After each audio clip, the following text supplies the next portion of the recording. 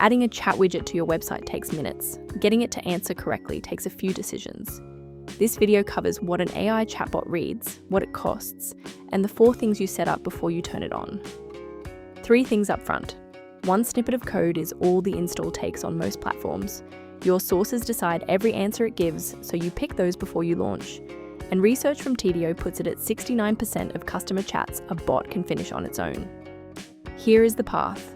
First, what an AI chatbot actually reads. Then, what you get out of one. Then, the 4 setup decisions. Then, what it costs. And last, what to check before you turn it on. Start with the part most guides skip, where the answers come from. The loop is simple. A visitor asks a question, and the bot works out what they actually want. It then searches whatever you connected, your help center, your internal docs, your past support tickets. It answers from what it found. There is no script of pre-written replies underneath. 2 things get called chatbots. A rule-based bot follows a flow you drew by hand. Step off that flow and it stalls. An AI chatbot reads the question in plain language, then searches your content for the answer. Both are useful. Only one of them handles a question you did not predict. Here is the honest limit. It only knows what you connect. Content you never connected is content it cannot use. A stale help center gives you stale answers, and a bot with no rules will fill a gap by guessing, which is how you end up with an invented refund policy on your own website. So what does it actually give you back? A few things, and one of them is not support. Start with the obvious one. Answers at 3 in the morning for customers in a time zone you do not staff.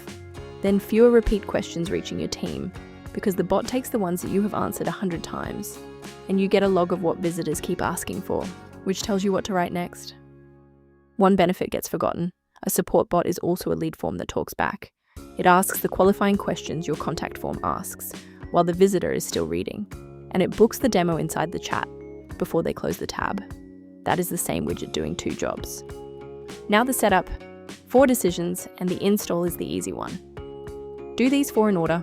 Embed the widget with a snippet or a plugin. Connect the sources it is allowed to read, which is your help center, your docs, and your tickets. Set the handover rule so you know when a human takes over. Then review the logs every week against real chats. Skip the last one and quality drifts without you noticing. Once the sources are in, ask for one thing.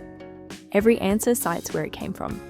The reply links the article underneath it, like this returns answer does. That means you can check any answer in a single click. And when a citation is missing, that is the bot telling you which page you never wrote. No bot answers everything, and that is fine. What matters is the handover. Send the whole chat across so your agent reads the history instead of asking the customer to repeat it. Give the visitor an obvious way to ask for a person, and let the bot say it does not know, then pass the chat on. That sentence is a feature, not a failure. Last decision, do not launch a bot that tries to do everything. Pick one job. Your 10 most common questions is a good first scope. So is lead capture on the pricing page and nothing else. A narrow bot is easier to check, easier to fix, and it earns the trust you need before you widen it. Next, price. The number on the pricing page is rarely the number on your bill. 3 shapes cover almost every vendor. Look at what triggers a charge. Per conversation, it is each AI chat. Per seat, it is each agent seat you buy. Per ticket handled, it is each ticket the AI takes. Now, a busy month. Per conversation, you pay overage. Per seat, nothing changes. Per ticket, the bill tracks volume. Hire 2 more agents and only the seat model costs you more. And the free tier is a capped chat count, a trial window, or free starting credit.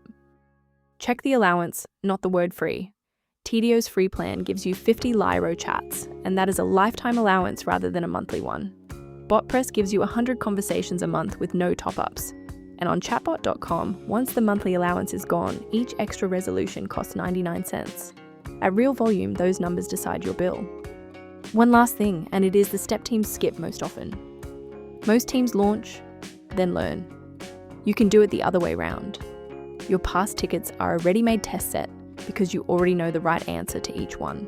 Read what the bot would have said before a customer sees it. Then fix the wrong ones while nobody is watching. It splits cleanly.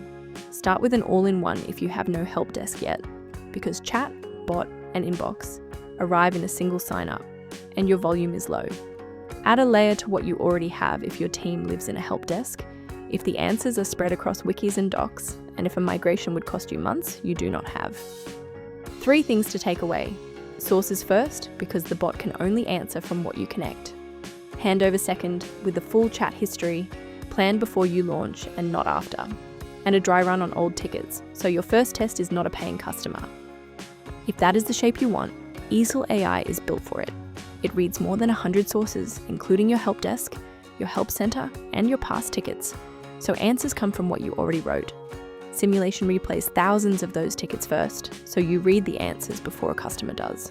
Pricing is pay as you go per ticket the AI handles, with no per seat fee. Connect a source, run the simulation, and read the answers on your own questions. It is free to start and there is no credit card. The full written guide is linked in the description.